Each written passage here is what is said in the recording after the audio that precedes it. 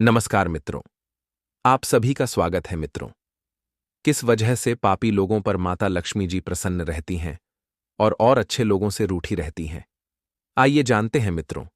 आप सभी ने भी अक्सर देखा होगा कि जो लोग पाप का सहारा लेकर जीवन यापन करते हैं, झूठ बोलकर धोखा देकर, सीधे सज्जन लोगों को मूर्ख बनाकर धन कमाते हैं, वे लोग अधिक धनवान और खुशहाल जीवन जीते हैं। और जो लोग अच्छे स्वभाव के होते हैं, वे गरीब और परेशान रहते हैं। जो लोग लूटपाट करके, बेईमानी करके एवं असली चीजों की जगह नकली माल बेचकर धन कमाते हैं, वे ईमानदार लोगों की अपेक्षा अधिक सुखी मालूम पड़ते हैं। ऐसा क्यों है? जो लोग धन कमाने के लिए छल और हिंसा का सहारा लेते हैं, वे क्यों अधिक फलते फूलते रहते हैं? माता लक्ष्मी उन्हीं के ऊपर अपनी कृपा क्यों बरसाती है? माता लक्ष्मी ऐसे पापी लोगों पर ही अपनी कृपा क्यों बनाए रखती है? चलिए मित्रों, इसे हम एक कथा के माध्यम से जानते हैं। मित्रों, एक समय की बात है। भगवान विष्णु अपने शेषनाग की सैया पे विराजमान थे। तभी देवर्षि नारद जी के मन में एक कौतूहल उत्पन्न हुआ। देवर्षि नारद भगवान विष्णु से कहने लगे कि हे भगवान, आप तो स्वयं तीनों लोकों के स्वामी हैं, तीनों लोकों के पालन करता है, क्योंकि ब्रह्मा विष्णु महेश तीनों एक ही शक्ति के अलग अलग रूप हैं। देवर्षि नारद बोले, हे देवादित्य, मैं आपसे यह जानना चाहता हूं कि संसार में जो लोग पापी, अत्याचारी और अहंकारी लोग होते हैं, वह हमेशा सीधे सज्जन, भोले भाले लोगों को कष्ट पहुंचाते रहते हैं, कभी धार्मिक अनुष्ठान नहीं करते। वे लोग हमेशा ही सुखी क्यों रहते हैं? वह सभी धनवान होते हैं। अक्सर पापी धूर्त लोग ही क्यों वैभवशाली होते हैं और अच्छे स्वभाव वाले लोग परेशान और गरीब रहते हैं? कृपया मुझे इस विषय में संक्षेप में समझाइए। जब भगवान विष्णु ने देवर्षि नारद की बात सुनी, तब भगवान विष्णु देवर्षि नारद से कहने लगे कि हे देवर्षि नारद जी, यह संसार सागर है। इसमें क्या हो सकता है, इसकी कभी कल्पना भी नहीं की जा सकती। चलिए तुम्हारे प्रश्न का जवाब मैं उदाहरण देकर समझाता हूं।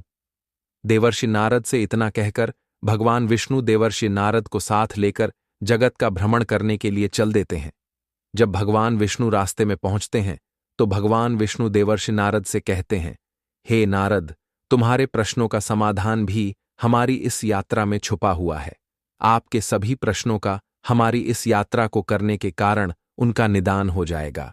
आकाश मार्ग में ही देवर्षि नारद और भगवान विष्णु ने अपना भेष बदला और एक गरीब ब्राह्मण और ब्राह्मणी बनकर पृथ्वी लोक पर जा पहुंचे। वही दोनों जंगल के मार्ग से पैदल पैदल चल दिए, मृत्युलोक का भ्रमण कर रहे थे।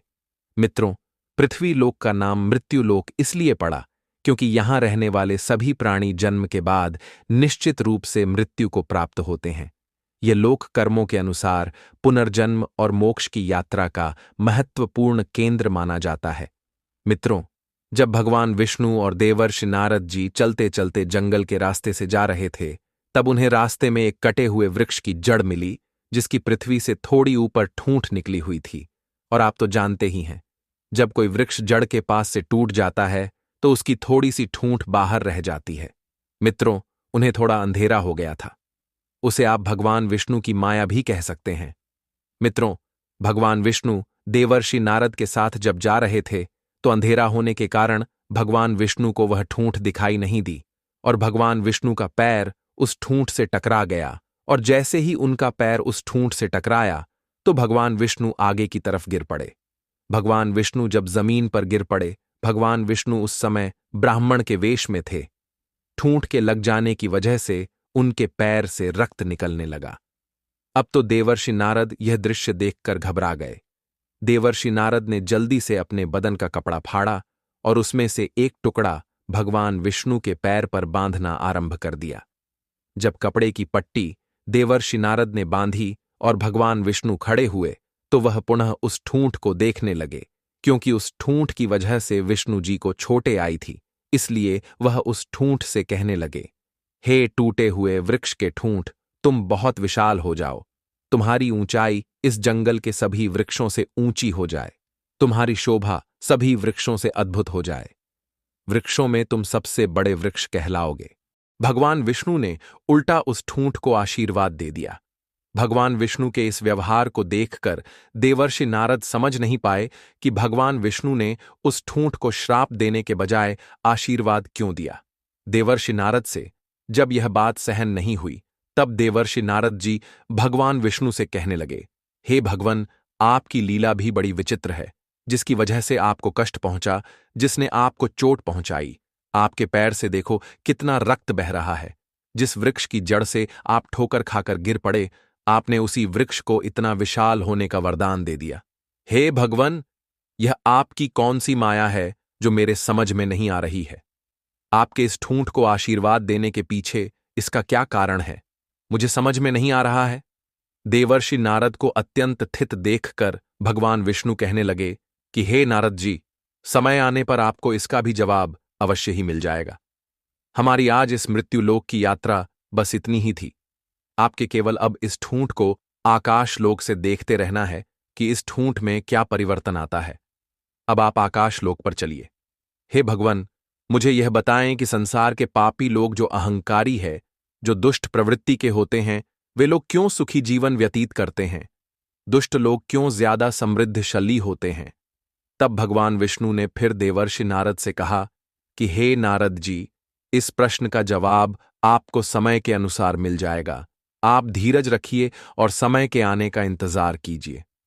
मित्रों, अब इधर जंगल में क्या होता है कि जो ठूंठ था, जिसे भगवान विष्णु ने विशाल होने का वरदान दे दिया था, अब तो वह ठूंठ तो बहुत अधिक विशाल वृक्ष के रूप में परिणित हो गया।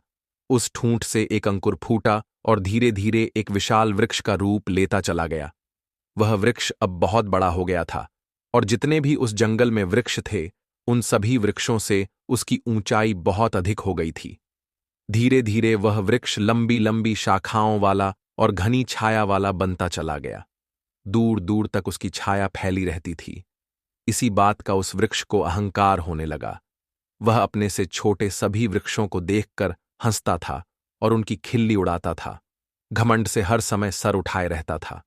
वह ना तो किसी वृक्ष से मिलकर रहता था और ना ही किसी को अपने आगे कुछ समझता था। परंतु मित्रों, इस पूरी प्रक्रिया को भगवान विष्णु और देवर्षि नारद आकाश लोक से देख रहे थे। तब भगवान विष्णु ने कहा, हे नारद जी, मैं आपको एक बात और बताना चाहूंगा कि जो व्यक्ति जैसा होता है, वह अपने स्वभाव को कभी नहीं छोड़ता। दुष्ट व्यक्ति कभी भी अपनी दुष्टता से बाज नहीं आता है। कई बार कुछ लोग धन पद प्रतिष्ठा पाकर गर्व से भर जाते हैं और यह भी सच है कि वे सभी फिर से उतनी ही जल्दी नष्ट भी हो जाते हैं। अचानक से अगर किसी को शक्ति मिल जाए, धन मिल जाए, तो यह स्वाभाविक है कि वे अपने आपे से बाहर जरूर हो जाएंगे। कुछ मनुष्य ही ऐसे होते हैं जिन्हें धन पद से अभिमान नहीं होता है। मित्रों, उस वृक्ष के विशाल होने के बाद अनेक प्रकार के पक्षी उस वृक्ष की लंबी लंबी शाखाओं पर बसेरा करना चाहते थे, लेकिन वह वृक्ष इतना घमंडी हो गया था कि जो पक्षी उसकी शाखाओं पर बसेरा करने के लिए आते थे, उन्हें वह अपनी शाखाओं से डराकर भगाने की कोशिश करता था। वह यह सोचता था कि यह पक्षी तो उसकी सारी सुंदरता नष्ट कर देंगे, मेरे ऊपर घोंसला बनाएंगे, दिन रात मेरे ऊपर छी करेंगे, इनके रहने से मैं दूषित हो जाऊंगा। मित्रों, उस पेड़ के मना करने के बाद भी जब सभी पक्षी उसके ऊपर अपना घोंसला बनाकर रहने लगते हैं, तो वह अपने उसी शाखा को नीचे गिरा देता था, अपने पत्तों को पतझड़ कर देता था। कई बार तो उसने पक्षियों के अंडे और बच्चों को नीचे गिरा दिया। इस वजह से पक्षी लोग बहुत दुखी हुए। वे मन ही मन उस वृक्ष को कोसने लगे। मित्रों, उस दुष्ट वृक्ष की इस करतूत भगवान शिव के साथ माता पार्वती भी देख रही थी। धीरे धीरे जब बसंत रथ का आगमन होता है, वृक्ष पूरी तरह से पतझड़ होकर फिर से नई डालियां, नए पत्ते धारण करता है। मित्रों, आप सभी तो जानते ही हैं कि बसंत ऋतु में वृक्ष कितना सुंदर हो जाता है। अब वह वृक्ष अपने आप को देख देखकर उसका गर्व 7वें आसमान पर पहुंच गया था, क्योंकि पूरे वन में उस वृक्ष से सुंदर कोई वृक्ष नहीं लग रहा था, क्योंकि उसको विशाल होने का वरदान स्वयं विष्णु जी ने ही तो दिया था। मित्रों, एक दिन की बात है, बहुत तेज से एक भयंकर तूफान आता है। तूफान का वेग इतना प्रबल था कि जंगल के सारे वृक्ष भयभीत होने लगे थे, लेकिन वो वृक्ष अपने घमंड में चूर खड़ा मुस्कुरा रहा था। उससे छोटे जितने भी वृक्ष थे, वे तो बेचारे मिलजुल कर इकट्ठे रहते थे और वह उस जंगल में अकेला खड़ा था। उसे अपने विशाल होने पर बड़ा घमंड था। उसका बड़ा आकार होना ही उसके लिए मुसीबत बन गया था। उस तेज तूफान से वह स्वयं को बचाने में असमर्थ हो गया। मित्रों, उस तेज आंधी ने उस वृक्ष को जड़ सहित पृथ्वी से उखाड़कर फेंक दिया और कम से कम 100 क्विंटल मिट्टी उसकी जड़ों से लिपटकर ऊपर आ गई। मित्रों, वह पूरा वृक्ष जमीन से करीब 5 फीट गड्ढा खोदता हुआ पृथ्वी पर गिर पड़ा। उसका बड़ा होना ही उसके विनाश का कारण बन गया। अब इस पूरी प्रक्रिया को होता हुआ देवर्षि नारद जी और भगवान विष्णु जी देख रहे थे। जब यह घटना घटी तो पुनः उसी मार्ग से भगवान विष्णु और देवर्षि नारद जी संसार भ्रमण करने के लिए आते हैं। देवर्षि नारद को तो भगवान विष्णु से अपने प्रश्न का अर्थ जानना था। इसलिए देवर्षि नारद ने भगवान विष्णु जी से कहा कि हे भगवान, मेरी समझ में नहीं आता कि आप मेरे प्रश्न का जवाब कब देंगे। आपने उसे ठूंठ को आशीर्वाद दिया। वह वृक्ष बना। वृक्ष बनने के बाद वह फिर से मिट्टी में टूटकर गिर गया। फिर भी अभी मुझे मेरे प्रश्न का उत्तर नहीं मिला। तो भगवान विष्णु जी कहने लगे कि हे देवर्षि नारद जी, चलो आज फिर से मृत्युलोक चलते हैं और उसी पेड़ के पास चलते हैं। मैं आपको आपके प्रश्न का उत्तर उसी पेड़ के पास आपको दूंगा। भगवान विष्णु जी के इतना कहते ही देवर्षि नारद उनके साथ उस वृक्ष के पास चल देते हैं। भगवान विष्णु और देवर्षि नारद जी साथ साथ उसी जंगल के रास्ते से जा रहे थे, जिस रास्ते में वह विशाल काय वृक्ष जड़ सहित उखड़कर नीचे पड़ा था। भगवान विष्णु जी और देवर्षि नारद उसी स्थान पर आ जाते हैं। जब उस वृक्ष को गिरा हुआ देवर्षि नारद ने देखा, तब वह भगवान विष्णु से कहने लगे कि हे भगवान, आपकी लीला भी कितनी विचित्र है। देखो, यह कितना सुंदर वृक्ष है, कितना विशाल वृक्ष है। इस वन में इसके मुकाबले का एक भी वृक्ष नहीं है। यह वृक्ष सबसे बड़ा है, सबसे सुंदर है। इसकी छाया कितनी सुंदर होगी, क्योंकि यह सबसे सघन भी है। तूफान ने कितना बुरा किया जो इस वृक्ष को जड़ सहित उखाड़कर पटक दिया। हे भगवान, यह देखो, बेचारा जड़ से ही नष्ट हो गया है। इसका क्या कारण है? हे प्रभु, इस सुंदर वृक्ष को आपने इतनी अल्पायु क्यों दी थी? तब भगवान विष्णु जी देवर्षि नारद जी से कहने लगे कि हे देवर्षि नारद जी, तुम भी बड़े भोले हो। जरा गौर से देखो, यह वही ठूंठ है जहां आज से कुछ साल पहले हम भ्रमण करने के लिए आए थे, और आपको झांत होगा कि इस ठूंठ से मेरे पैर में ठोकर लगी थी और मेरे पैर से बहुत रक्त बह गया था। मैं पृथ्वी पर गिर पड़ा था। यह वही वृक्ष है, यह वही ठूंठ है।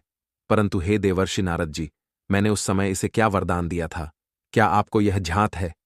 देवर्षि नारद जी बोले, हाँ प्रभु, मुझे अच्छी तरह याद है। आपने इस वृक्ष को विशाल होने का वरदान दिया था और इसी बात को लेकर मैं बहुत चिंतित थी। विष्णु जी कहते हैं, हे देवर्षि नारद जी, यदि उस समय में उस ठूंठ को उखाड़ देता तो ना जाने मुझे कितनी मेहनत करनी पड़ती, और ना मैं उसको जड़ से उखाड़ सकता था। उसे जड़ से उखाड़ने के लिए मुझे अथक श्रम करना पड़ता, तब कहीं मैं उस ठूंठ को उखाड़ पाता। वह ठूंठ अत्याचारी और अहंकारी था, इसलिए उसका नाश करना मेरे लिए आवश्यक हो गया था। हे देवर्षि नारद जी, मैंने इसीलिए उस ठूंठ को विशाल होने का वरदान दिया था। इसीलिए मैंने उससे कहा था कि तुम इस जंगल में सबसे बड़े बन जाओ। हे देवर्षि नारद जी, देखिए, यह वृक्ष विशाल हो गया। यह वही ठूंठ है जो इन सभी वृक्षों से बड़ा भी हो गया, और जब यह बड़ा हो जाता है तो फिर भी इसने अपना अहंकार नहीं छोड़ा। इसकी अकड़ ने ही इसे इस स्थिति में पहुंचा दिया है। भगवान विष्णु जी कहने लगे, हे देवर्षि नारद, जो भगवान के भक्त होते हैं, जो अपने धर्म पर चलते हैं और धार्मिक नियमों के अनुसार अपना जीवन यापन करते हैं, जो किसी को दुखी नहीं करते, दूसरे के सुख से दुखी नहीं होते हैं, उन मनुष्यों का, उन प्राणियों का तो मैं हमेशा ख्याल रखता हूं। जैसे देखिए, इस जंगल में अन्य वृक्ष भी है जो मिलकर रहते हैं। तूफान का वेग उनका कुछ नहीं बिगाड़ सका। मित्रों, भगवान विष्णु जी की बात सुनकर कि देवर्षि नारद जी बड़े प्रसन्न होते हैं और भगवान विष्णु जी से कहने लगते हैं कि हे प्रभु, अब मेरे अच्छी तरह समझ में आ गया है कि पापी लोगों के घर में देवी लक्ष्मी क्यों रहती है। आपकी माया से कोई पार नहीं पा सकता। मित्रों, इस प्रकार देवर्षि नारद जी के प्रश्न का उत्तर देकर भगवान विष्णु जी आकाश लोक पर लौट जाते हैं। आशा करते हैं मित्रों, आपको इस कहानी से नई सीख मिली होगी। अगर आपको इस वीडियो में कुछ भी पसंद आया है तो इस वीडियो को लाइक कीजिए, चैनल को सब्सक्राइब कीजिए ताकि हमारी आने वाली हर वीडियो की नोटिफिकेशन सबसे पहले आप तक पहुंचे। धन्यवाद।